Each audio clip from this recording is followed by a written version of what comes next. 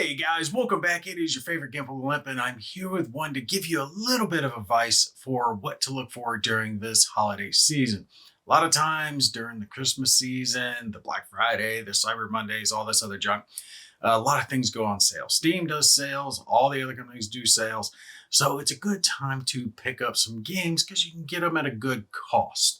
So I thought I'd throw up a quick one to let you know what's worth checking out during this holiday season, and this is going to be focused on those digital games, right? So digital war games that are definitely worth your attention. So all these games that I'm going to be recommending are games that I have played, and just as an FYI, some of them I've received codes for, some I haven't, but just keep it in mind, generally speaking, I have received a lot of codes on different games. So more than likely, I probably did get one. I can't remember all the specifics on all of them, but just, put that in there in the back of your brain. So, you know where my loyalties lie. I want people to know up front whether or not I received a code for it. First one on the list is going to be Headquarters World War II. Now, Headquarters is a game that I have covered fairly extensively. I've done a couple of reviews, some previews, showed tutorials on it, did some examples of play. I even screwed up and I had one mission where I had it on utterly easily and I couldn't figure out why the hell I was just smoking the enemy. My snipers were gunning everything down.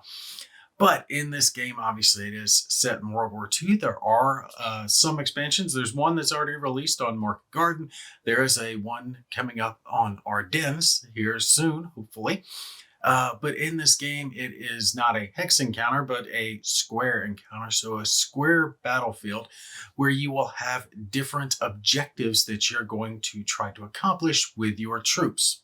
Now, on the campaign side of things, there are multiple choices. You have the US, you have the Brits, and you have the Germans to pick through. Generally, it's 9-10 missions for each one of those campaigns. So there is a lot of variety for you to choose from. And something that I do like about this game is that your forces kind of build as you go throughout those scenarios. What I mean by that is you have a core force, right? So each mission will have some tacked on specific units, but you also have a core force that you can form to your liking as you complete these missions. And completing things like secondary objectives will gain you more of those points that you need to give you a little more variety. You can switch out things like sniper teams for flamethrower units, or rocket teams, or machine guns, or maybe you want to go into vehicles. You got anti-tanks and tanks and armored cars, truck transports, all these different choices that you can make with your different units as you are accomplishing your mission. You'll have a briefing of what your mission is going to be. Maybe I need more tanks, maybe I need more infantry, just depending on what is available, what type of terrain you're going to be battling over.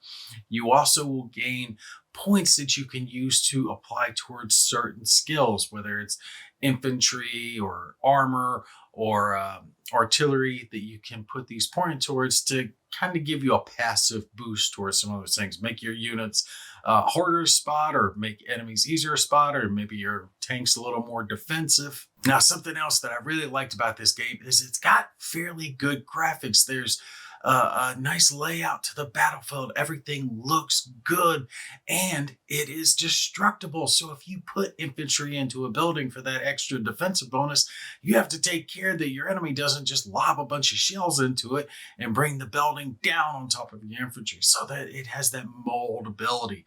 Right, you calling in artillery strikes, or doing overruns with your tanks, or firing rockets, or burning things out. It's going to shape and mold that battlefield as you continue on through your scenarios. This one does a good job of kind of flirting that line between simulation and arcadey. It leans more arcadey than it does simulation, but it does have accurate stats. The tanks have certain armor values. They're weaker at the rear than they are at the front. So you obviously want to try to get in the back and hit them with a weapon, right? Maybe you can sneak a Panzerschreck team in, take that Sherman out, just depending. But it is just a whole lot of fun. And like I said, there is a lot of missions for you to choose from. So this one will give you a good bang for your buck.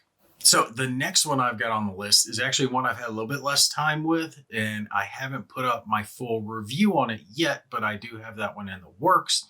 But I wanted to make mention of this one while we're still in the Christmas season. Released recently is ICBM Escalation. This one is the Axis and allies of its digital version. All right. The best way that I can think to describe this is just dumb fun. And it's not that the game's dumb. It's really not. There's a whole lot going on under the hood on this one than I originally anticipated. But it is that just game where it's big. There's nukes going off. You nuke their city, they nuke your cities. Missiles are flying. You got lasers. You got tanks. You got ships. You got submarines. You got bomb. You got everything going on. You've got special forces going on in this game. There's just so much going on, but it's not specified to each different faction. What I mean by that is you don't have, U.S. tanks or German tanks or Soviet tanks or anything like that. It's just your army, right? You'll have a unit on the board that represents your armies or your ships or your carriers, your satellites, whatever it is, but everyone's operating with the same basic stuff. So there's really no difference between the North American armor, right? The tanks, the infantry, whatever it is, and the Asian or the European or whatever. The map is divided out generally into regions. You've got North America, Central America, South America, Europe, Africa, Asia, the Soviet area. I think the Pacific states is its own type of area. So it's not divided specifically by countries. You've got a big swatch of an area that you're going to control. They'll have so many major cities. They tried to kind of balance out each faction having roughly the same amount of cities. They have different populations, but roughly the same amount of cities to fight each other over. This game does come with a fairly in-depth tutorial to it. There's a number of missions that you can play through that will give you an idea of how all the different units operate. I would definitely suggest going through that. It'll take you a little bit of time. If you sit down and just go through them all at once, it shouldn't take you more than 30 minutes to an hour, just depending. The tutorial was a little goofy. There were a couple of times where it kind of stalled out on me and I had to just quit out and go to the next one. Needs to be tweaked just a little bit, but it's perfectly serviceable to get you to understand the basics of what's going on. But when it comes to this game, this is that big world game where you're controlling your area. Think Risk, right? Think Axis and Allies, where you're trying to conquer extra territory. Conquering extra territory is going to get you extra points, going to get you extra control. That's what you're shooting for. You're going to dedicate some of your points towards science and research so you can get new technologies. You're going to dedicate some of your points towards construction so you can build the new technologies. I do like the fact that they have this as a slider. So starting off in my game, I flick that thing all the way to science. I'm like, that's good. I really don't need to build too much right here at the start. I can start trying to research these technologies as quick as I can because I want to get some missiles on the board so I can start flinging them at the Soviets. And it has diplomacy, so you can make deals with other factions. I tried to do that because I'm playing as the North Americans now. Of course, I want the USA. And I was a little worried because right there off the bat, the only border that I had right next to me is Central America, and it's just lined with tanks. I'm like, they're getting ready to attack me, but I didn't want to attack them yet. I want to go attack the Soviets. So I kept pushing them, and I was able to establish a peace treaty, which will last a varying amount of time, depending on your settings. And the settings are varied. You can adjust so many different aspects of the game to make it specific to yourself, up to and including the difficulty.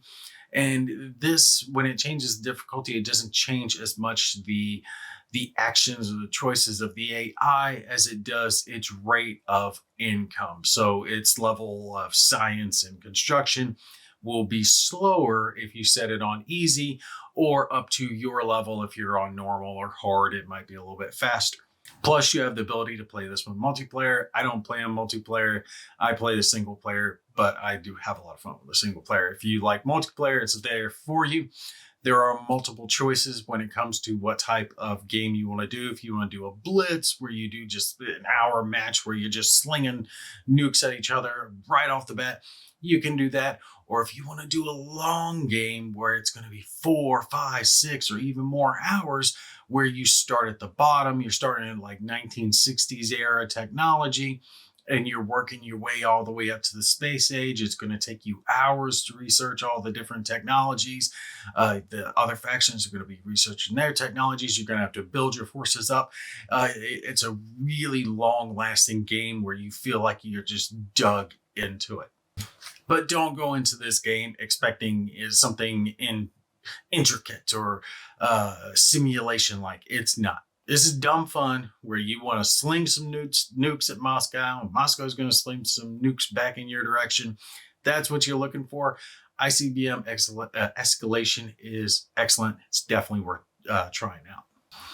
All right, the next one on our list is not a game per se, but a series. And this, it's going to be up to you on which one you want to get, and that's Combat Mission. Combat Mission comes in a multitude of different flavors. The thing that sets Combat Mission apart, and you either love it or hate it for it, is that the core game, the skeletal structure, the engine that the game runs on, it's the same for all the different games. There's multiple different games. Some are in World War II, some are modern, some are, I think, Cold War era. All different eras, different theaters. Maybe you've got the Western Front, the Eastern Front, Pacific, whatever it is. But they're all operating off the same platform. The same engine of the game is running it for all of them. So if they update the engine, they're updating that for all the different games. So one of the recent ones I was playing, it was focused on like the Italian front. It was one of the newer combat missions, but it looks the same as the other combat missions because they're all running the same engine.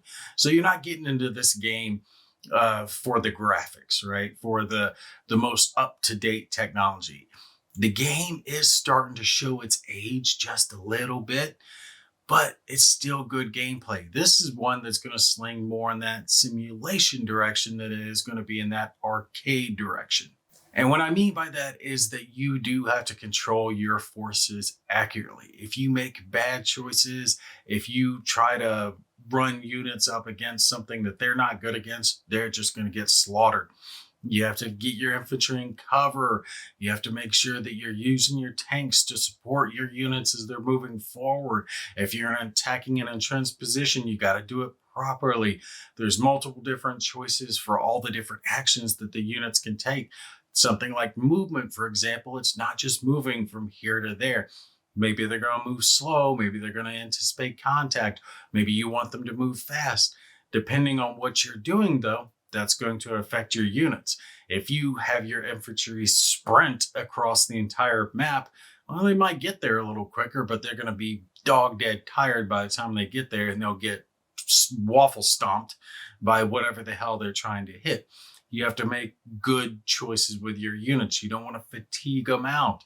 If you need to move them slowly so they stay in cover and they don't get spotted by the enemy, make use of hills and terrain, and avoid things like open fields or bridgeheads where your units can be pinned down by crossing fields of fire.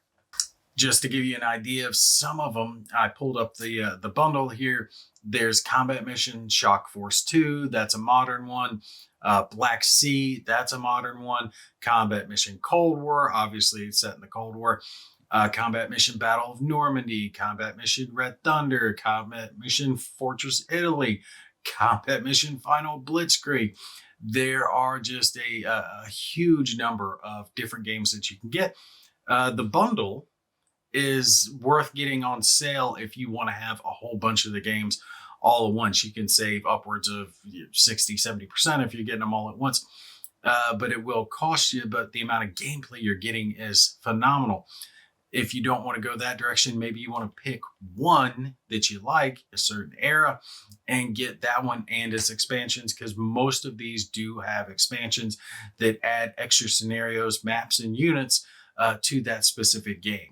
For example, one of the ones that I really like is Combat Mission Final Blitzkrieg, and it does have an expansion to it that is called Downfall that adds more to that one as well. Blitzkrieg, Final Blitzkrieg, it's towards the end. It's late war. It's when the Allies are pushing in to into Germany specifically, and they're getting ready to take them out. So if you want something late war, it's there. If you want some Italian fronts, there. If you want something early war, you can do Normandy. Like I said, if there's a combat mission, if there's an area interested, there's more than likely a combat mission for it. So whatever era, whatever types of units, whatever you're into, you'll find one of these games that you'll like. All right, next one on the list is Scramble, Battle of Britain. I have had a lot of fun with this one here recently. Just released into early access not too long ago. I did some previews for it, did some reviews for it. This game is air combat, obviously set during the Battle of Britain. You're going to be controlling either British or German aircraft. And this game operates a little bit differently. It's not a fighter combat game, right? It's not joysticks or throttles or anything like that. This one you can use mouse or keyboard or controller, just depending on whatever you're into. I've done it with a controller, and it's very easy to control. You will control your aircraft for these just few second segments, right? So you'll make your choice. All right, I want my aircraft to bank or roll or climb, dive, whatever maneuver you're trying to go for. And what you're trying to do is make choices for these very small segments of time so you can get into an advantageous position and take out the enemy aircraft. So a lot of the scenarios that you're in, you're going to have a selection of aircraft, 1 to 4, roughly, just depending for you and the enemy forces. And you're going to try to take them out by making the right choices. And I've got to say, the game is not easy. It can get really, really, really tense. One of the videos I showed, I had a couple of Spitfires and I had to take out 2 German fighters and 2 fighter bombers. I had the position on them. I had altitude and was kind of behind them, and had to come swooping in on them.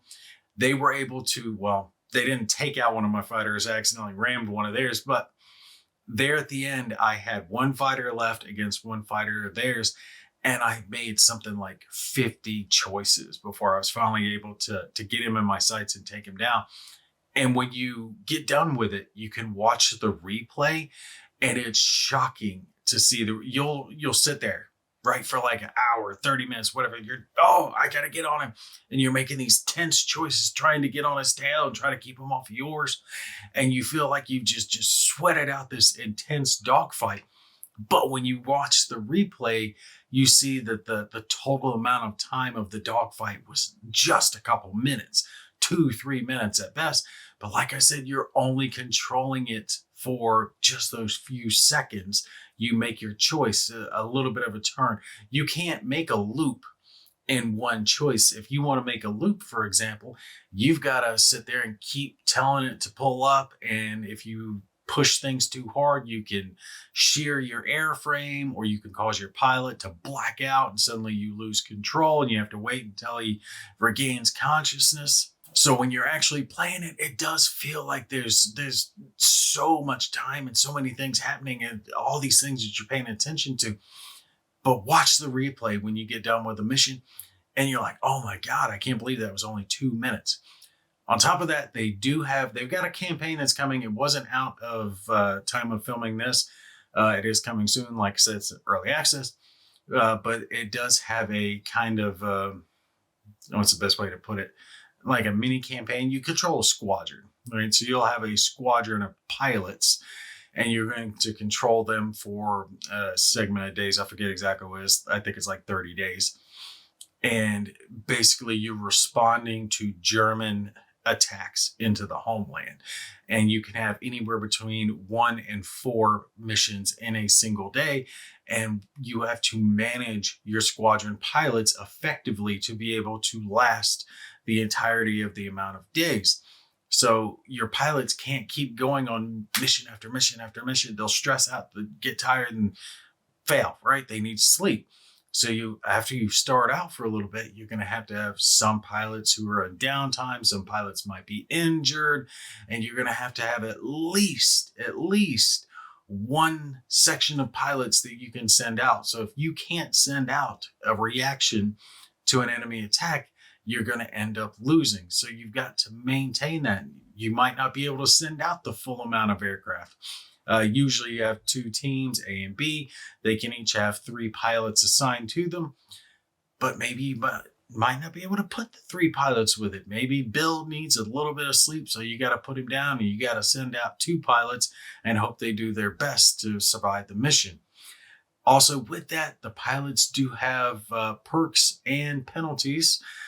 They have some skills. Maybe they'll be better at turning. Maybe they can shoot more accurately, or they might have negative attributes as well. It's going to be random, right? Based on the pilots.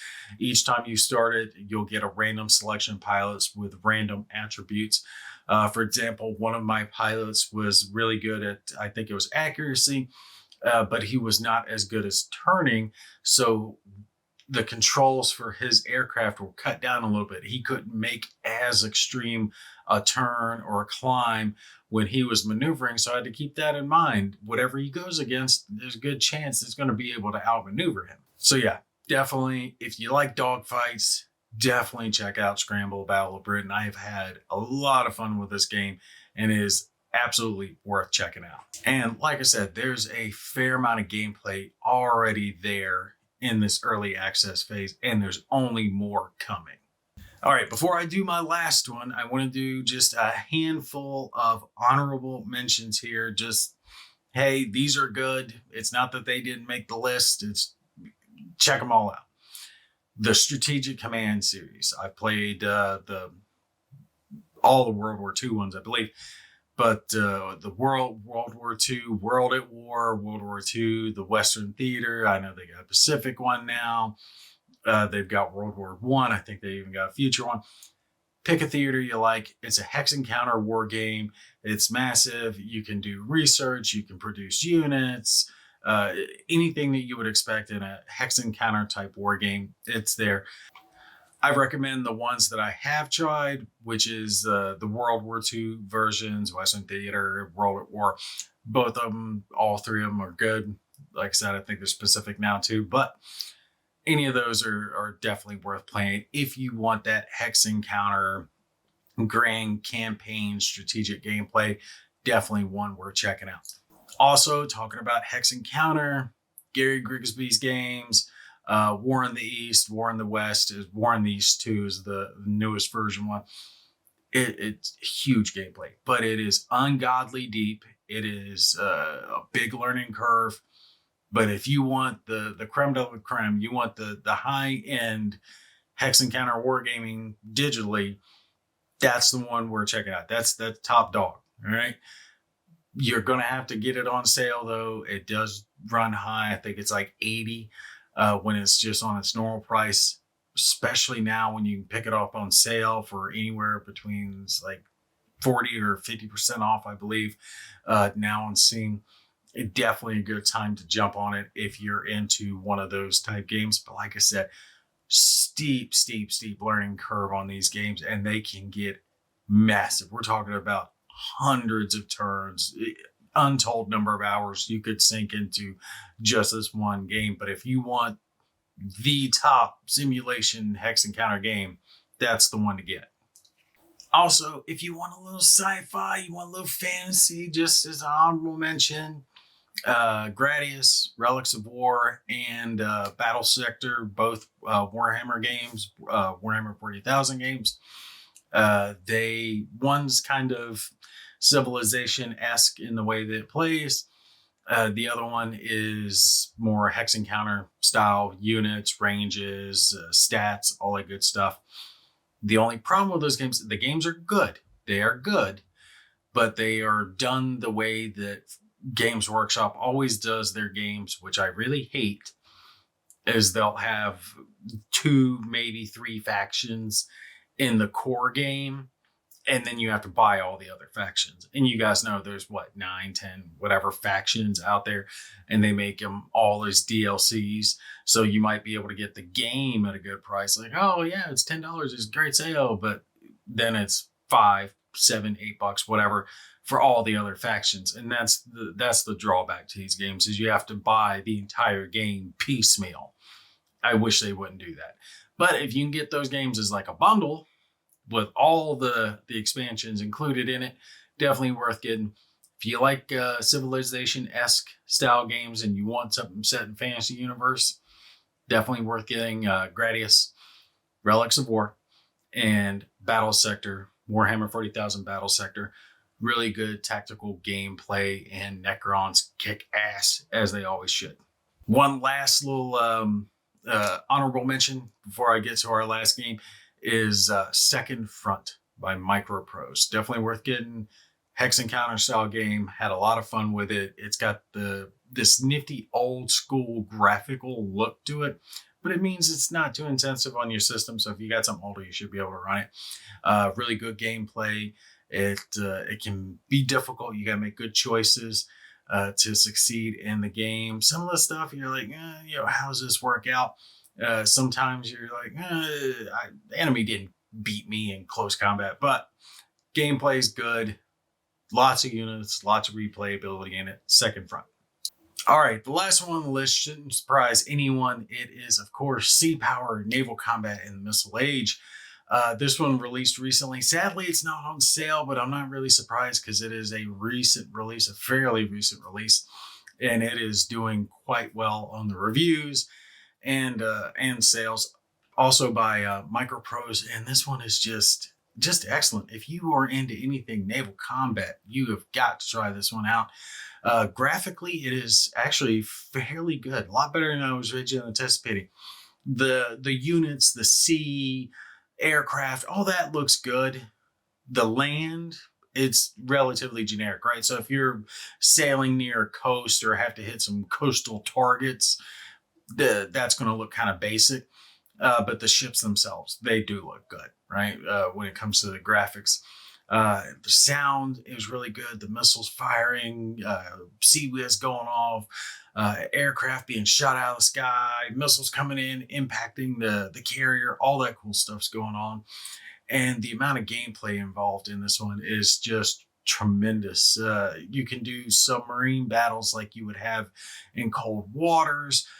You can do aircraft battles. You can do battle groups. One of the fun matches I was having where I had my battle group center was a battleship with cruisers and destroyers all with me, and I had to find the Soviet battle group that had an aircraft carrier. So I'm trying to get to them, and I'm sending fighters in, and they're shooting down my fighters, and I'm trying to send waves of missiles at them so I can overwhelm their defenses, and they're sending stuff back at me, and they've got land-based fighters and helicopters taking off, and my stuff's coming in. I've got AWACS keeping track of all. Everything's going on with this. I'm telling you, you can do pretty much anything. It's got a mission editor that has, I can't even tell you, everything's there. If you want to create a mission, you can do it. You can set it any time frame, anywhere on the planet, using any vehicles that you want to. If you can think about it, it's there, right? This is for anyone who is into any naval combat in any way, shape, or form. This is one not to miss. Like I said, the only drawback I can get the game right now is it's not on sale. That's it. That is it. That's the worst thing about this game. It is just a freaking blast. If you've played things like Cold Waters, like I mentioned previously, and you've had a lot of fun with that one, like I said, this is Cold Waters and then some, right? You can do the whole submarine battles, trying to creep and figure out where he is and get your torpedoes off before he does. All that gameplay is here, but now you've got all those surface vessels who are included in it. Right now you got to worry about controlling your destroyers and dropping depth charges and helicopters flying over, taking off from the air. Everything is in here. It's all fun. They're only adding more to it. And I could only imagine the scenarios that individuals are going to be able to come up with the mission editor. I'm not good enough to come up with good stuff with that, but I know the internet hive mind out there is great, and they can come up with some really good stuff. So I'm waiting to see what the community does with this game. But this one, yeah, absolutely.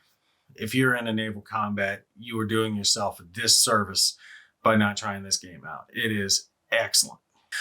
But anyway, that is what I think you should be checking out for this Christmas season. All these games are good. Most of them are on sale. You're going to find most of these from Slitherine, Matrix, Microprose Games, I believe is the publisher for most all of them, with the exception of the few fantasy ones, which I believe is THQ. No, I was dang corrected. I was thinking Battle Sector was THQ there for a second, but it's not. Both of them, Gradius and Battle Sector, are both Slitherine games. That's why they're good. That's why they're decent Warhammer games. Most of the Warhammer games are crap, but Slitherine did these, so they're actually worth playing. But yeah, all these games, most of them are on sale. You can get them on Steam. Also check out Green Man Gaming. I have found sales there that are comparable to Steam, if not better. So if you don't see something on Steam at a good price, check Green Man Gaming. You might be able to find a better deal there. But anyway, that's going to be it for me. I hope you guys all have a happy holiday season. Y'all take care. I will catch you in the next one.